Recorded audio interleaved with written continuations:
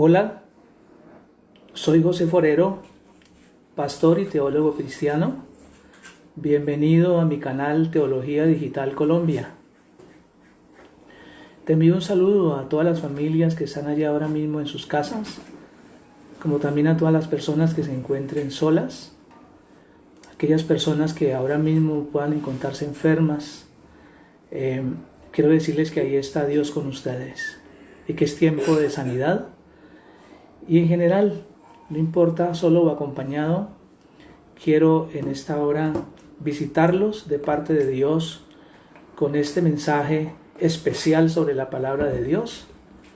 En este domingo de resurrección, quiero primero que todo que abramos nuestra mente, abrimos el corazón para que Dios a través de su palabra nos hable y estemos dispuestos a que efectivamente esa palabra nos transforma. Oremos. Padre, en el nombre de Jesucristo, te damos gracias por un día más de vida. Te damos gracias porque tú en la cruz del Calvario, por tu resurrección, nos has dado la victoria sobre el pecado y sobre toda adversidad. En esta hora te pedimos perdón por todo pecado de palabra, de pensamiento, de obra, de omisión. Te pedimos perdón por todo aquello que aún sin saberlo, lo hacemos delante de ti, oh Dios amado. Queremos que extienda especialmente en este tiempo tu misericordia sobre nosotros, sobre nuestras familias, sobre nuestros amigos, sobre nuestros empleados, sobre nuestras empresas, sobre esta nación, sobre este continente y sobre el mundo entero. Necesitamos de tu misericordia, Padre. Te lo decimos desde lo profundo de nuestro corazón, en el nombre de Cristo Jesús. Bien, el mensaje que quiero compartirte de parte de Dios en esta hora se llama Teología del pecado y el arrepentimiento. Primero quiero decirle que vive Jehová en cuya presencia estoy, que lo que les voy a enseñar son palabras ciertísimas de parte de Dios. Teología significa el estudio del conocimiento de Dios o el estudio de todo aquello que se refiera a Dios. Y mi propósito como teólogo es el poder contextualizar la palabra de Dios en medio de la cultura en que vivamos. Con tristeza puedo ver cómo las culturas quieren acomodarse a lo que diga la Escritura. Y es al contrario, o sea, las culturas quieren hacer lo que quieren acomodar la Escritura a lo que ellos piensan, pero es al contrario. La cultura tendrá que acomodarse a lo que dice la Escritura porque es la palabra eterna de Dios. No olvidemos eso, mis amados. Es la palabra eterna de Dios y las culturas tendremos que acomodarnos a lo que ella dice. Y antes de ir al texto bíblico, quiero poner en contexto la realidad que está pasando hoy. Ya esta es la tercera semana realmente de cuarentena y la realidad es nefasta. En los últimos 15 días, tal vez en los Estados Unidos ya ha habido más de 20,000 muertes a causa de este terrible mal, más lo que ha habido en Italia, en España y en otros países del mundo a los cuales les llegó antes este virus que a nosotros. Y Dios en su infinito conocimiento quiso y voluntad que pasara primero en esos lugares y luego a nosotros. ¿Por qué digo esto? Para que nosotros aprendamos de esas lecciones de ellos y podamos aplicarlas en medio de nuestro contexto colombiano. Y yo veo que es necesario prepararnos para la extensión de esta cuarentena por lo menos unos 2 semanas más, a no ser que Dios, como lo puede hacer de manera abrupta, extermine este virus en cualquier instante. Pero de lo contrario, es necesario prepararse, porque las evidencias que hay a nuestro alrededor nos dicen eso.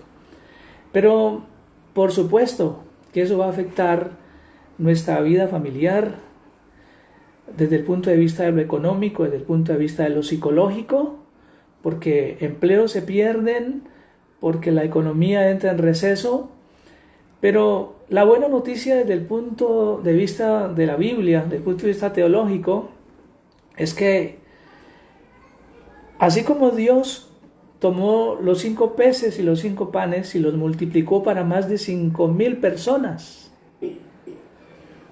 Dios es todopoderoso y no ha cambiado para multiplicar los muchos, pequeños o poquitos o ningún recurso que podamos tener, para multiplicarnos en nuestro favor y sacarnos adelante como una sociedad unida, como una sociedad que es capaz de voltear sus ojos a Dios y reconocer lo frágiles que somos, que tan solo un virus, algo tan minúsculo, ha dado al traste con esta sociedad de consumo que estaba pensando que era autosuficiente en todas las áreas, pero hoy, a través de esa circunstancia, Dios nos está mostrando lo frágiles que somos, pero que en la fragilidad de lo que somos, Él nos puede hacer fuertes si es que aprendemos la lección. Y eso se trata, que aprendamos para que salgamos juntos adelante, tanto ustedes y todos los que van a ver estos textos bíblicos que os voy a enseñar, y podamos aplicarlo en nuestra vida. Saldremos adelante de la mano de Dios, porque Él ha dicho: aquellos confían en carros y aquellos en caballos, mas nosotros en el nombre de Jehová está nuestra confianza. De manera pues que todo radica en la manera en que enfrentemos nosotros estas circunstancias actuales. Y vamos a la escritura.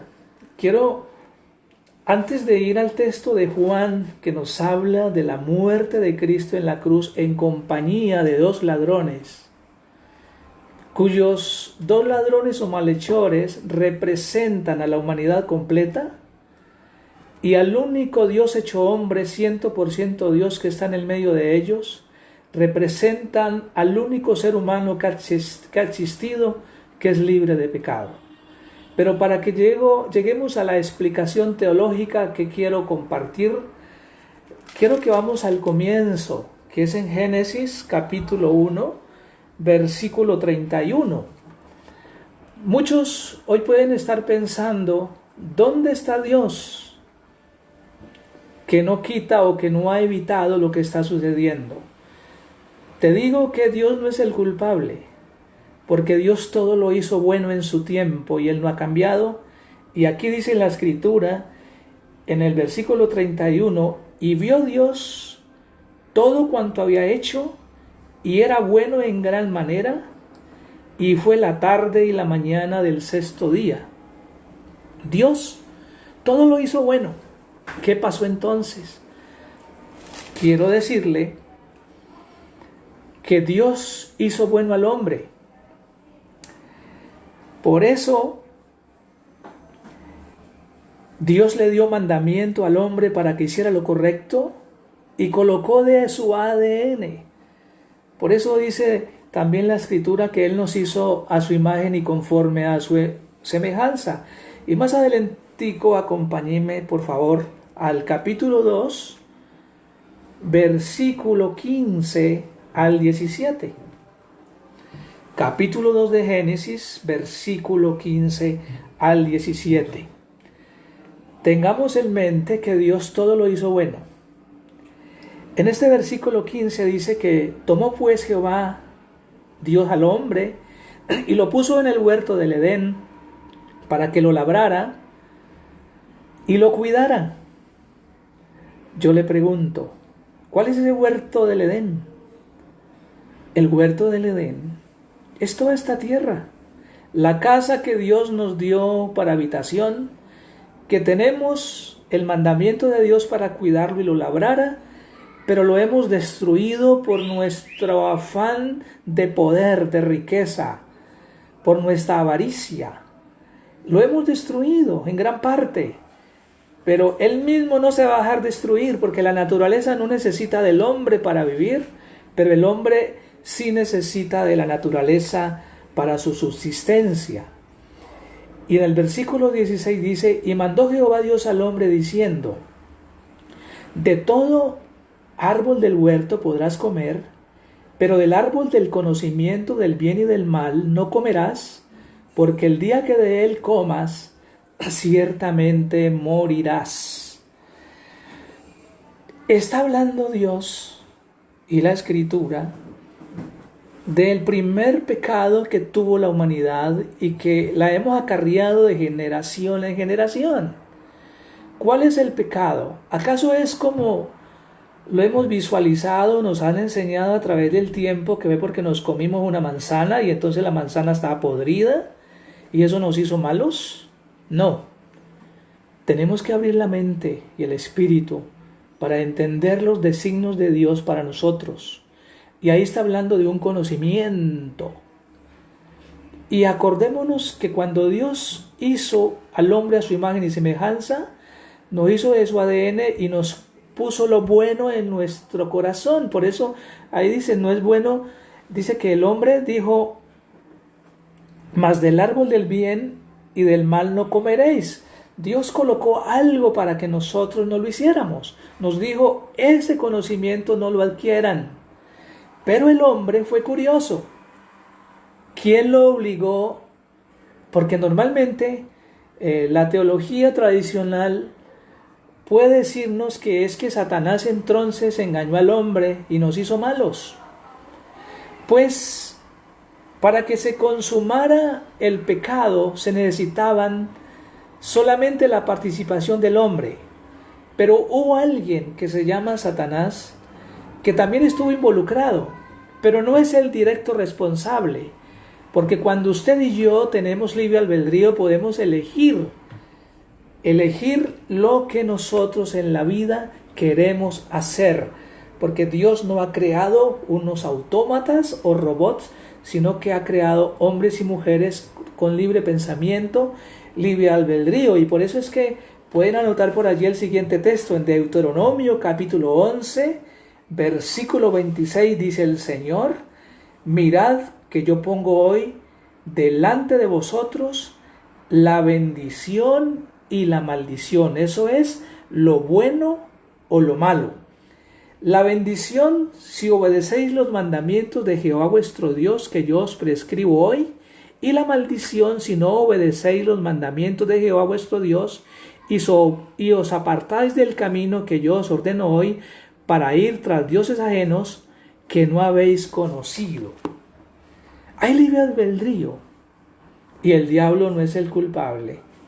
Soy yo y eres tú. Pero la buena noticia es que Dios ha brindado a través de la historia un salvavidas. Y aquí vamos a ver más adelantico en el capítulo 4, ahí mismo en Génesis, la historia sobre Caín y Abel. Y es en el versículo 6 cuando dice la Biblia: y entonces Jehová dijo a Caín. Caín y Abel, dice la Escritura, fueron los dos primeros hijos de la pareja entre Adán y Eva. Y le dijo: ¿por qué te has enojado y por qué ha decaído tu semblante? Si hicieres lo bueno, ¿no serías enaltecido? Pero si no lo haces, el pecado está a la puerta acechando. Con todo, tú lo dominarás. Aquí hay tres elementos importantes para analizar desde el punto de vista teológico de nuestra fe. El primero es que las personas que cometen la maldad son soberbias y se enojan con todos aquellos que quieren hacerles ver que reconozcan su equivocación. Y de hecho, Caín, que representa en este caso la maldad humana, él se enoja con el Señor, pero el Señor, sin embargo, le dice lo siguiente, que es el otro elemento a resaltar: si hicieres lo bueno, ¿no serías enaltecido? ¿Qué nos quiere decir la palabra con esto? Que si usted y yo hacemos lo correcto delante de Dios, ¿qué mal puede acarrearnos la vida y en la vida? Creo que la reflexión que tenemos que tener allí en ese texto, y que vamos a ir comprendiendo lo que es el pecado, la teología del pecado y el arrepentimiento, quiere decir que si nosotros hacemos lo bueno, siempre Dios nos va a enaltecer. Aún en las dificultades, saldremos adelante triunfando, no importa cuán grande sea la adversidad. Pero también dice lo otro, la contraparte, que dice el Señor, porque como ya el hombre había pecado, el pecado es la desobediencia. Desde el punto de vista de la Biblia, todo lo que dice en la Biblia no lo vamos a entender nunca. Hay gran parte que no la podemos poder entender, porque Dios es inimaginable, es inentendible. Él ha dicho: mis caminos son más altos que los tuyos, mis pensamientos no son vuestros pensamientos. Quiere decir que Él se revela a nosotros a través de la Biblia en todo aquello que nosotros podamos entender, y eso nos basta para hacer lo bueno de delante de Dios. Entonces, siempre tenemos que obedecerle el mandamiento de Dios, aunque no lo entendamos. Porque a veces podemos decir: no, yo sí entiendo, yo puedo obedecer eso. En el campo espiritual no funciona así, en el campo material sí. El conocimiento del hombre aprendemos por conceptos, de cabeza a cabeza. Yo digo una fórmula, otra persona la comprende y también la dice, y así sucesivamente. Desde el punto de vista de Dios, aunque Dios es altamente racional en la medida de que la Biblia es un libro de historia, de matemáticas, de geografía, y además es el gran libro biblioteca que contiene la voluntad de Dios a la humanidad, y entonces hay que obedecerla antes que entenderla. Espero que nunca olvides ese concepto. Cuando no entiendas, obedezcas, porque es Dios el que te habla. Amén. Pero si no lo haces, el pecado está a la puerta. Por supuesto, si no desobedezco lo bueno de Dios que quiere para la humanidad, estoy pecando. Y luego aquí hay un punto. Mi versión de la Biblia es la Reina Valera 1995.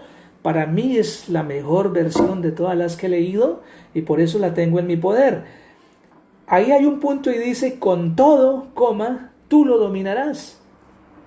O sea que Dios está hablando a un par de hombres, Abel, Caín. A uno le está diciendo: como haces lo bueno, serás enaltecido. Al otro, haces lo malo, y entonces será ¿cierto? Pero si no lo haces, el pecado está a la puerta, a Caín. Pero a Caín, siendo desobediente, le está diciendo: con todo, tú lo dominarás. O sea que Dios nos está diciendo que usted y yo podemos dominar todas aquellas cosas que estamos haciendo y diciendo en nuestra vida que alteran nuestra comunión con Dios. Nadie puede decir que el pecado lo domina, porque ahí está diciendo que el ser humano puede dominar el pecado. Eso es lo que quiere decir de manera literal: con todo, tú dominarás la desobediencia. Más ahora que tenemos en medio de nosotros desde hace 2000 años la presencia del Espíritu Santo, que el Señor ha dicho a los discípulos antes de ascender al cielo: os conviene que yo me vaya, porque yo voy al Padre, ¿cierto? Iré a hacer morada para vosotros, y enviaré al otro Consolador. Él os enseñará todas las cosas hasta el fin del mundo.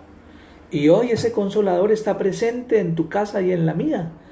es el Espíritu Santo, que es Dios mismo, que nos enseña a dominar todo aquello que vaya en contra de nuestra propia naturaleza divina y, por supuesto, nos hace que seamos unos seres humanos capaces de ser ejemplo para todo el prójimo.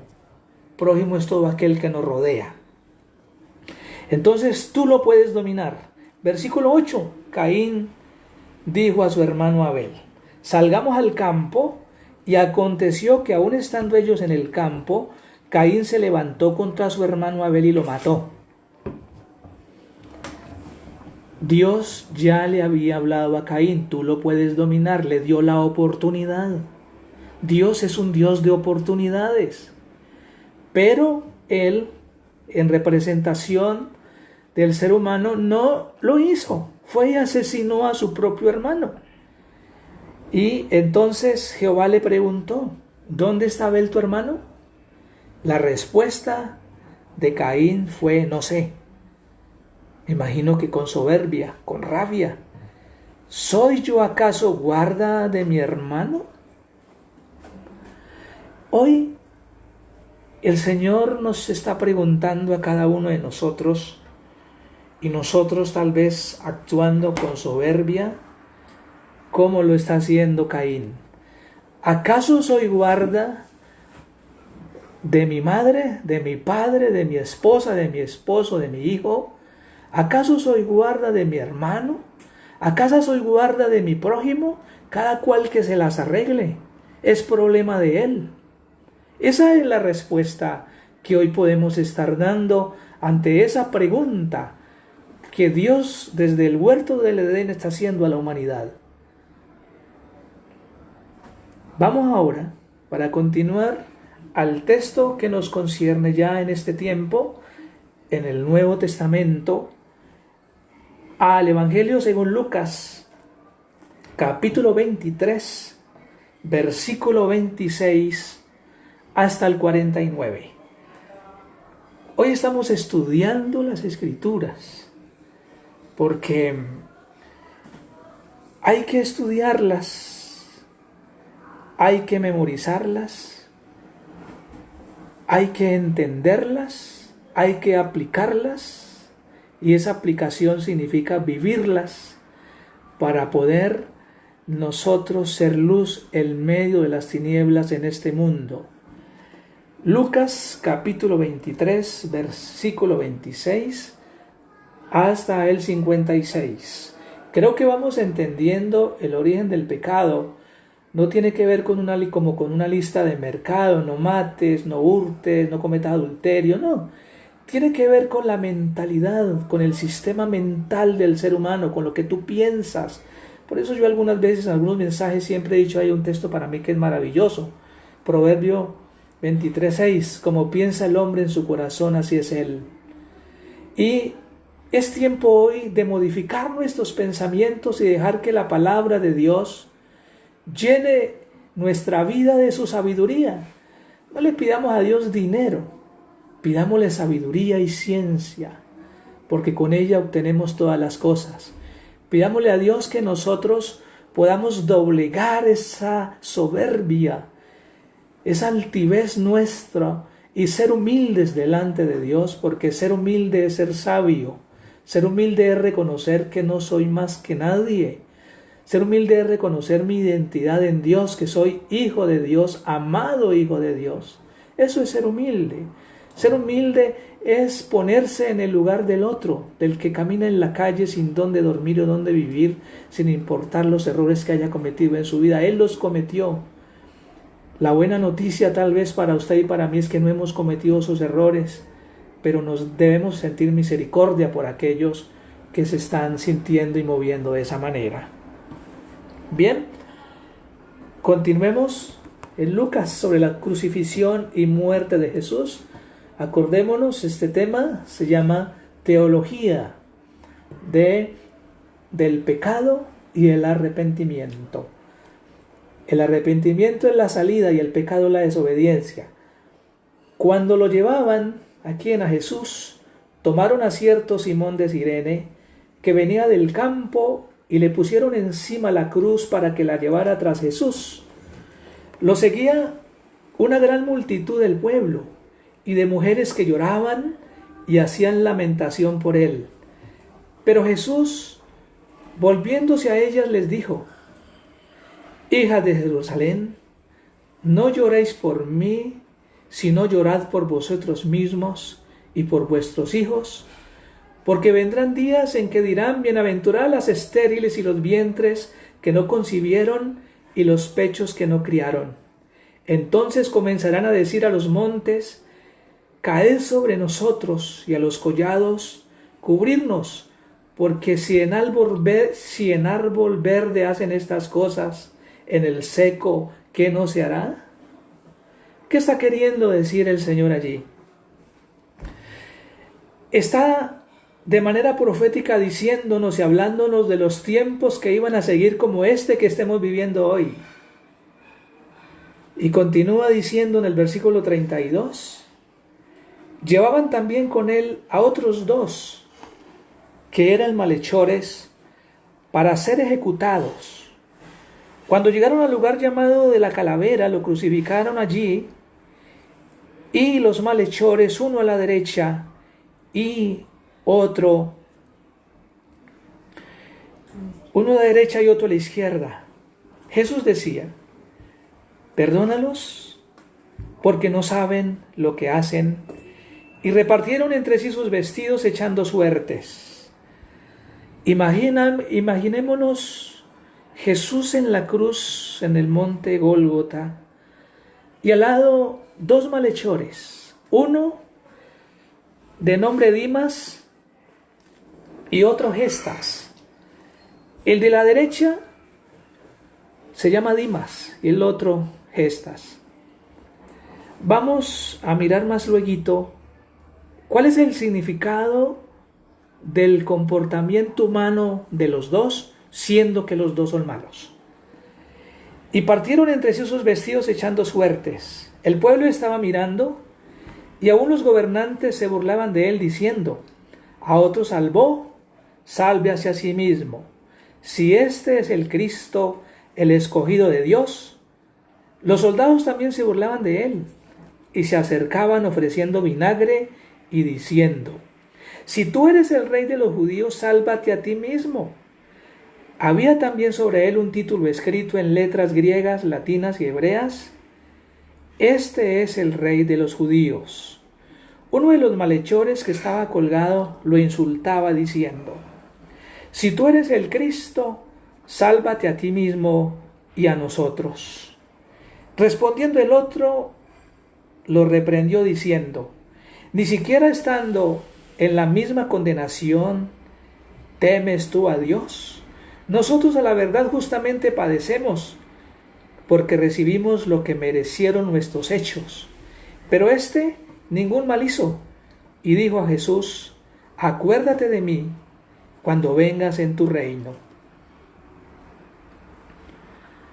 Los dos están reconociendo que son malhechores, que son pecadores. Pero aún en la dificultad más extrema, el pecador no acepta a Dios. Hoy, aún en esta dificultad, aún muchos sufriendo en lo profundo de su corazón por la muerte de su ser querido, ni aún así le va a bastar para convertirse a Dios, si no entiende este episodio en la cruz del Calvario. El otro, Dimas, representa también al pecador, como usted y yo, pero que vio en Jesús la oportunidad de una conversión genuina, de reconocer que efectivamente él sí era un pecador y que aquel que estaba muriendo era inocente, que aquel que estaba muriendo no necesitaba estar ahí. Aquel entendió lo que usted y yo hoy tenemos que entender. Dios se hizo hombre. ¿Sabes por qué? Por amor a nosotros, para darnos la salvación, para hacer que pensemos diferente. Y Él, al estar allí, en esa cruz, Dimas tiene esa conversa con el otro y le dice a Jesús lo que acabamos de oír.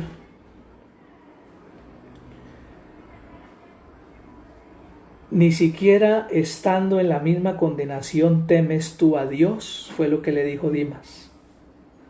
Ni siquiera estando en la condenación.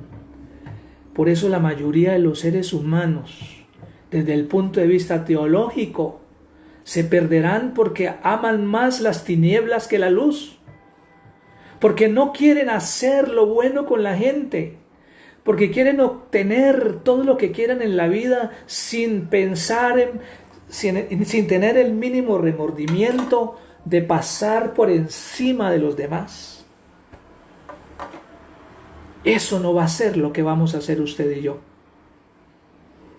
Seamos de aquellos que entramos por la puerta angosta al reino de los cielos, no de aquellos que se pierden por la puerta ancha. Seamos de aquellos como Dimas que reconoce que es pecador, que reconoce que de tal manera Dios nos amó, que envió a su Hijo, a Cristo, para que muriese en la cruz, para darnos a nosotros la salvación eterna. Hoy tenemos la oportunidad de hacerlo y reconocer y modificar drásticamente nuestra fe. Nuestra fe debe ser genuina, no fingida. Yo siempre he hablado de que mi pueblo de labios me honra, pero mi corazón está lejos de mí.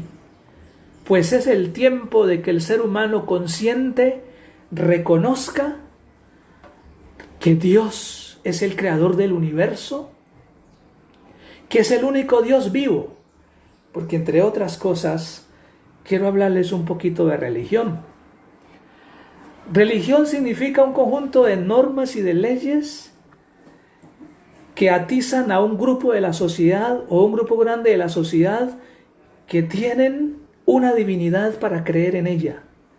Pero esa divinidad no necesariamente es el Dios vivo en el que creemos, sino otra serie de dioses que el ser humano se ha idealizado en su mente. Un Dios que idealizan conforme a sus pasiones, conforme a lo que quieren. No un Dios ante el cual hay que arrodillarse y adorarlo, haciéndolo recto delante de Dios y de los hombres. ¿Ven la diferencia? Más de 2.500 religiones en el mundo. Jesús no vino a instaurar ninguna religión. Se lo digo desde lo profundo de mi corazón. Dios no quiso cambiar la relación del hombre con Dios dándole un nombre. Católicos o evangélicos o cualquier tipo de religión, no.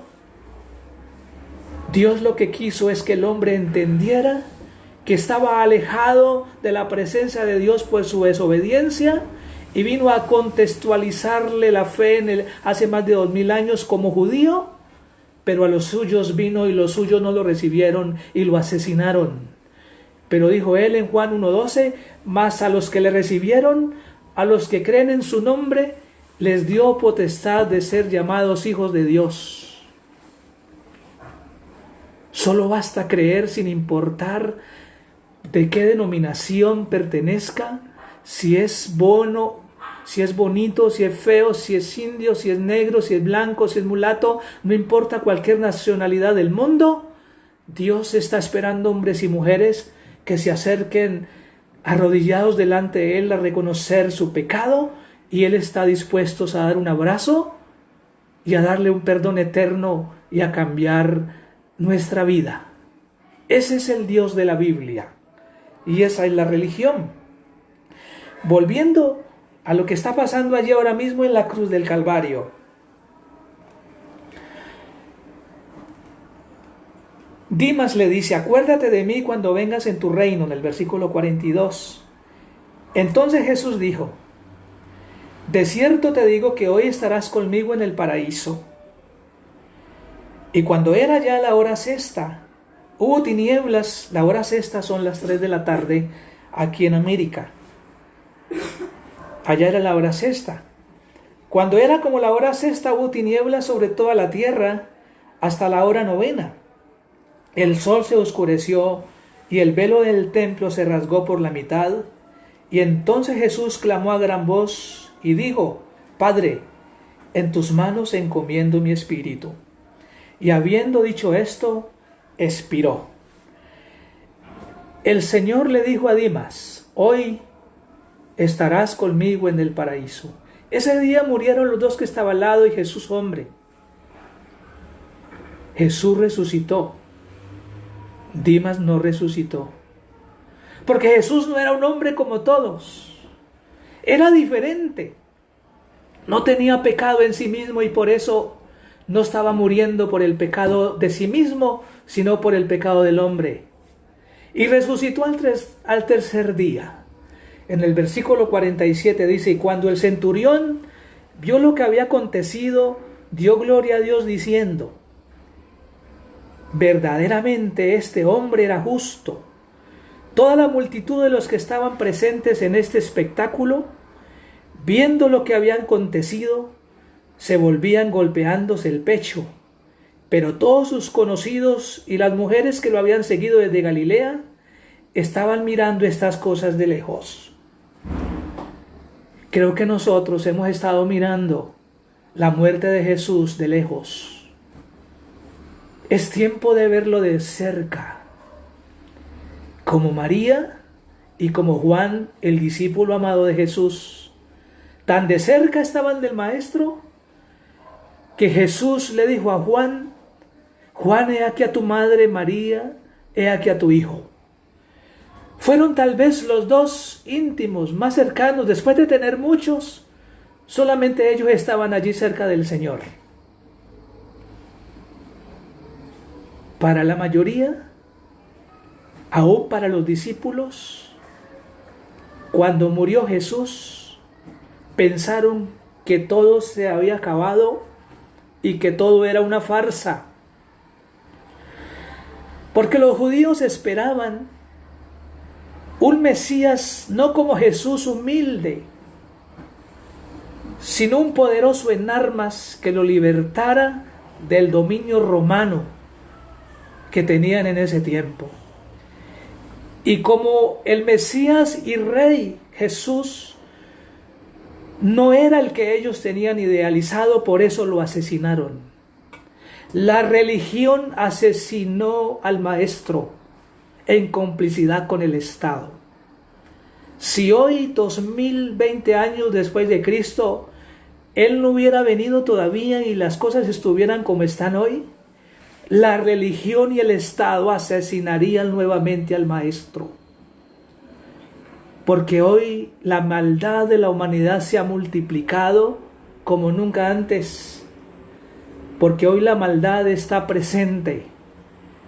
Y esto está sucediendo no porque Dios lo haya puesto, esta situación del COVID-19, sino porque Dios la está permitiendo para que el hombre se sensibilice y dejemos a un lado la prepotencia y arrogancia que hay en el mundo entero.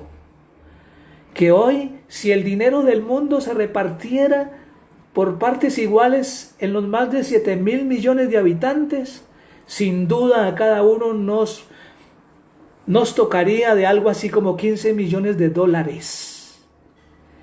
Y si hubiese justicia en este mundo, habría entonces hambre como la que hay hoy, que hoy muere más gente de hambre, de desnutrición, aún en Colombia, de lo que han muerto por el virus. Ha muerto más en el mundo cada año gente de nutrición en el África y en partes también de nuestro país amado Colombia, que lo que ha muerto en el mundo entero por el COVID-19. Quiere decir, ¿acaso Dios fue injusto para colocar en unos más dinero que en otros? No, es el hombre que por su avaricia entonces pasa por encima de los demás y aplica la ley darwiniana, que el más fuerte se come al más pequeño y que es el fuerte el que debe de dominar. Pues Dios dice en su palabra que es el débil el que puede superar al fuerte, porque Dios nos da las fuerzas para seguir adelante. Porque esto no es con las armas de este mundo, sino con la palabra y el Espíritu de Dios. Es tiempo de salvación. Es tiempo de recogimiento. Es tiempo de que usted y yo con nuestras familias reconozcamos que necesitamos de la presencia de Dios en nuestras vidas y ser serios en la fe que seguimos. Que las palabras que decimos vayan acompañadas de las acciones. Que de a de veras nuestra conversión sea genuina a Cristo. Ahora, Jesús ha muerto, el hombre. Pero acompáñenme en 1 Corintios, para ya en esta parte final entender la teología del pecado y del arrepentimiento. En 1 Corintios capítulo 15, versículo 13 al 17. 1 Corintios capítulo 15, versículo del 13 al 17. Dice: porque si no hay resurrección de los muertos, tampoco Cristo resucitó. Y si Cristo no resucitó, vana es entonces nuestra predicación y vana es nuestra fe. Y somos hallados falsos testigos de Dios, porque hemos testificado que Dios resucitó a Cristo, al cual no resucitó es si en verdad los muertos no resucitan. Si los muertos no resucitan, tampoco Cristo resucitó. Y si Cristo no resucitó, nuestra fe es vana, aún estáis en vuestros pecados. La respuesta genuina, razonable del creyente hacia Dios es que la historicidad nos dice que efectivamente Cristo resucitó al tercer día de entre los muertos, que más de 500 personas lo vieron resucitado, comieron con él y lo vieron cuando ascendió a los cielos, no sin antes decir que asimismo como lo vieron ir, él vendrá nuevamente en las nubes a levantar a su pueblo. Ese Jesús que resucitó un día como hoy está vivo y está ahí, no distante, sino dispuesto a perdonar nuestros pecados. Ese Jesús está dispuesto hoy a llevarnos a la vida eterna si hay una conversión genuina nuestra, porque Dios no puede ser burlado. Para terminar, creo que Dios ha hablado a nuestros corazones. Creo que Dios nos ha mostrado que Él está al control de la situación que está pasando. Él lo ha permitido porque necesita disciplinar a la humanidad. Usted y yo necesitamos ser disciplinados. Necesitábamos de esta disciplina para volvernos serios y pensar y creer que la Biblia sí es la genuina palabra de Dios, que el Dios de la Biblia es real y no está lejos, sino que está aquí en medio de nosotros y aún más cerca está en nuestro corazón. Quiero que oremos. Es tiempo de orar. Es tiempo de clamar por la misericordia de Dios. Padre, qué bueno es ser tu hijo. Padre, qué maravilloso es leer y estudiar tu palabra. Padre, qué maravilloso es saber que en la historia tú acudiste siempre a enjuagar las lágrimas de tu pueblo.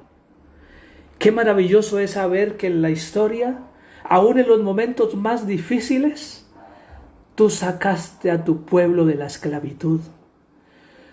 Hoy clamamos a ti desde nuestro corazón que nos perdones, porque hemos sido descuidados con nuestra fe. Porque hemos estado mirando de lejos como los discípulos estuvieron allí en la cruz del Calvario lo que sucedía, pero no nos hemos metido al horno como tú te metiste. Señor Jesucristo, en esta hora te pedimos perdón por todo pecado. Te pedimos, oh Dios del cielo, que escribas nuestros nombres en el libro de la vida. Queremos que hagas de nosotros la persona que tú quieres que seamos. Entra a vivir en nosotros. No queremos andar como nosotros queremos, sino como tú lo quieres hacer. Padre, en el nombre de Jesús te pedimos que quites este oprobio del medio de nuestra sociedad.